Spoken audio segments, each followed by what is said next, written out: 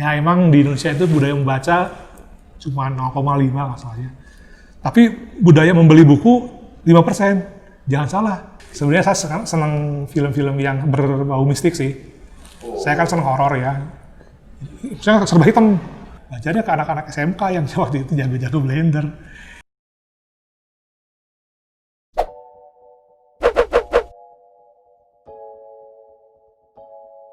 Oh iya, saya beli bukunya, saya baca, pasti dibaca lah. Tapi jarang yang mengerti gitu ya. Saya juga heran, ini kenapa sih?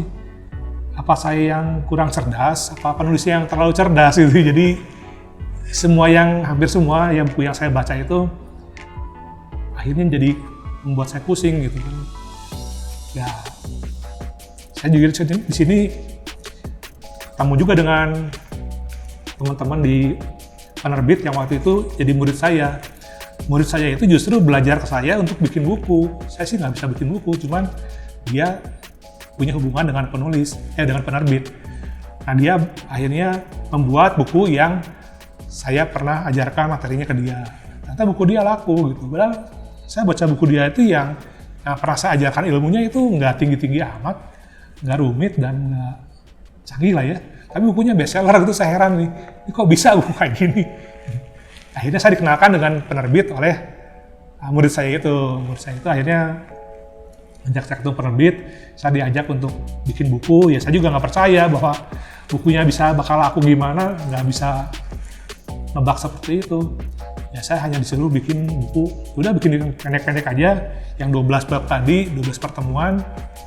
Judulnya apa? Ya kira-kira yang belum pernah ada deh. After Effects waktu itu kan.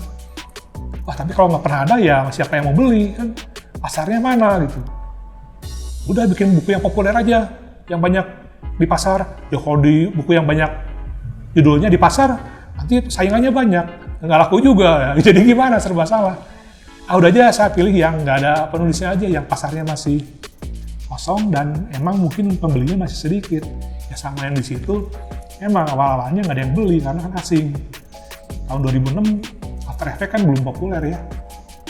Nah setelah ditunggu 2 bulan, 3 bulan, ternyata email masuk ke ini saya, ya ternyata isinya banyak yang ngerti. Alhamdulillah sejak baca buku Pak Hendy jadi mengerti. Ya, padahal saya sih bikinnya cuma gitu-gitu aja, nggak canggih-canggih bahasanya gitu. Oh ternyata setelah saya pelajari, pasar senang bahasa yang santai, yang tidak menggurui, yang sama-sama untuk membuat sesuatu, jadi sifatnya belajar bersama. Oh ternyata begitu ya. Saya coba buat buku berikutnya dengan pola yang sama, ditambah dengan materi-materi yang lebih rumit lagi. Alhamdulillah sih, ternyata orang lebih mengerti, meskipun saat itu saya belum pakai video tutorial, cuma tulisan aja. Tapi zaman sekarang orang udah nggak mau lagi baca buku, ketakutan kata Mas tadi. Mas Toto bilang, ya zaman sekarang budaya baca buku itu tinggal 5% berapa ya? Dari penduduk Indonesia itu hanya sekian, kalau salah 0,5 deh. Budaya baca kita tuh 0,5, jadi dari sekian juta penduduk Indonesia hanya berapa ribu orang yang baca buku bener-bener gitu ya. Yang lain sih bacanya di sosmed ya. Itu beda sama baca buku. Baca buku itu kan tuntas ya, ada akhir, ada awal, ada akhir. Kalau sosmed, mana awal, mana akhir nggak ada. Nah di sini kita, buku itu maksudnya awal sampai akhir beres. Bukunya tetap dicari, tapi bukan dibuat dibaca. Jadi saya tanya orang-orang, saya juga pernah sengaja nyelipkan kata-kata yang salah, bakal ada yang protes nggak? Enggak tuh, nggak ada yang protes. Penjualan sih tinggi, cuman yang protes siapa? Yang kritik mana gitu loh. Tapi nggak ada yang komen kata-kata saya yang dibuat salah itu, yang sengaja saya salahin. Sampai disengajain supaya... Nggak ada, itu nggak ada yang komplain. Kenapa itu Pak? Ya karena nggak dibaca. Kenapa hari ini orang malas? Buku saya nggak dibaca ternyata. Waduh, hanya dibeli aja, dibeli dan dimiliki. Dibaca mungkin cuma awalnya aja. Yang dilihat video tutorialnya, CD-nya aja. Oh ternyata orang-orang lebih senang ke video tutorial. Nah iya, sekarang orang buka video tutorialnya. Tapi dia tetap aja, mana di bagian yang penekanan penting. Di video tutorial nggak kelihatan, mana bagian yang penekanan harus benar-benar dipahami. Kalau di buku, kelihatan mana bold, mana italic, mana yang besar banget hurufnya, itu yang penting. Gitu. Kalau di video tutorial mana? Apa harus teriak-teriak dengan itu penting gitu kan? Enggak juga ya. Nah itu kelebihan dari buku, kita dengan baca sekilas, set, oh ini penting, bahasa ininya aja. Apalagi tanpa harus dibaca semua, orang bisa langsung ngerti dengan tutorial yang saya buat seperti itu. Ya saya juga sebagai penulis, saya juga harus memposisikan diri sebagai pembaca. Saya setelah bikin buku, saya dicoba, entah ke anak saya, entah ke murid saya, entah ke saya sendiri, saya ikutin tutorialnya. Loh kok aneh, kok bingung? Nah setelah itu saya perbaiki lagi. Makanya bukunya kan selalu revisi, karena ada kesalahan-kesalahan yang, bukan kesalahan sih maksudnya, cara yang kurang cepat, kurang tepat, saya perbaiki di edisi berikutnya. Termasuk juga software yang terus berkembang gitu. Ya itu juga software juga berlomba-lomba untuk revisi terus ya, setiap tahun revisi.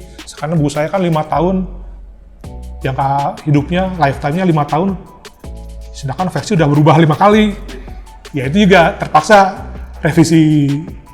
Saya mesti belajar lagi, tetap menyesuaikan seperti yang terkini. Masih nyari ya, Pak? Masih, ya alhamdulillah. Jadi buku ini emang unik sih.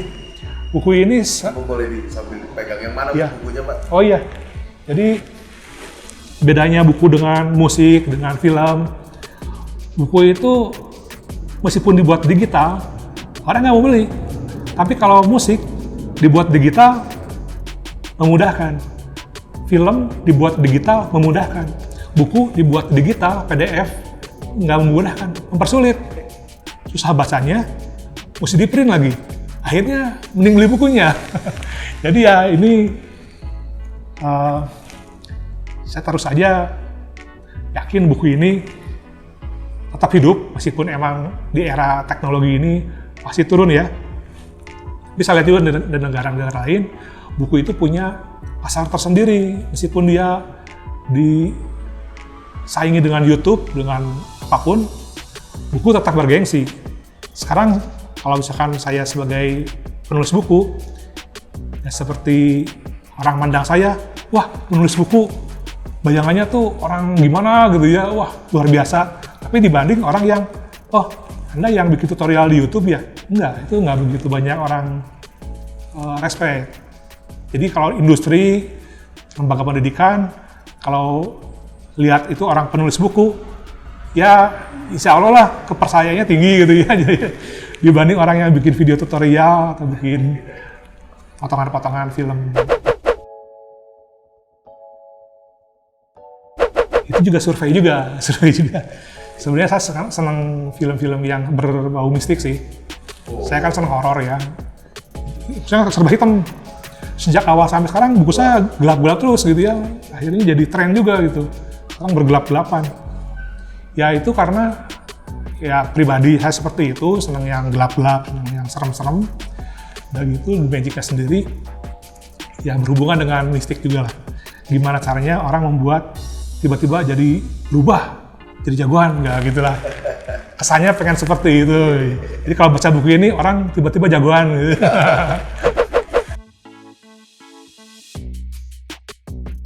Ya emang di Indonesia itu budaya membaca cuma 0,5 masalahnya. Tapi budaya membeli buku 5%. Jangan salah. Jadi kalau ada pameran buku, ramai itu. Tapi kalau dibaca cuma 1/10-nya. Ya tapi saya dengan orang beli buku aja udah senang ya. Mungkin ya beli buku untuk dibacanya kapan, nggak langsung dibaca. Ya itu juga dia mungkin beli buku bukan untuk dibaca, tapi untuk dipajang di ruang tamu. Jadi motivasi orang beli buku juga bukan untuk dibaca, tapi dipajang atau mungkin jadiin hadiah buat seseorang. Ya pesan saya untuk orang-orang, teman-teman juga semuanya ya, masyarakat Indonesia sih, baca buku ya emang nggak enak ya. Saya juga nggak suka sih baca buku. Tapi kalau kita punya waktu gitu ya, paling enak sih di kamar mandi ya, baca buku deh. Itu nggak ada gangguan HP, nggak ada gangguan orang yang manggil-manggil kita, semua fokus di sini. Itu mungkin bisa dicoba triknya. Satu bab awal mungkin menarik, nanti bab keduanya pas ke kamar mandi berikutnya baca lagi bab kedua.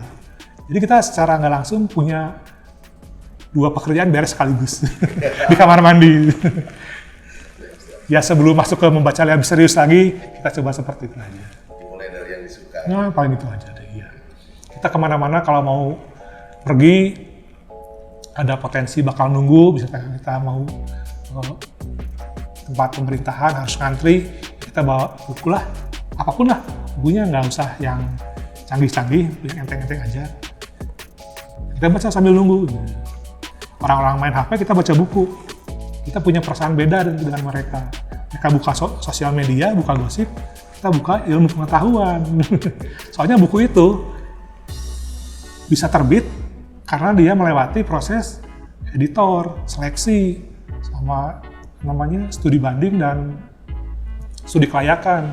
Jadi kalau buku itu terbit, ya insya Allah saya yakin itu pasti bukunya bagus sih. Meskipun ada orang yang bikin buku kurang bagus, tapi dengan itu terbit, itu ada potensi untuk membuat orang lebih bagus hasilnya. Itu kelebihan buku itu, dia mempunyai filter yang banyak dibanding harus kita upload di blog atau di media sosial. Yang paling lama itu Blender. Blender itu soalnya kan saya awalnya dari 3D Max, 3D Studio Max. Di awal itu saya belajar ini lama juga, udah mulai akrab, seneng, terbiasa bikin project pakai ini juga. Tiba-tiba ada program baru, Blender, yang kecil banget, gratis, hasilnya juga nggak kalah jauh. Wah, ini kan pasar bergeser. Saya pengen tahu, pas saya belajar, wah jauh banget sama ini.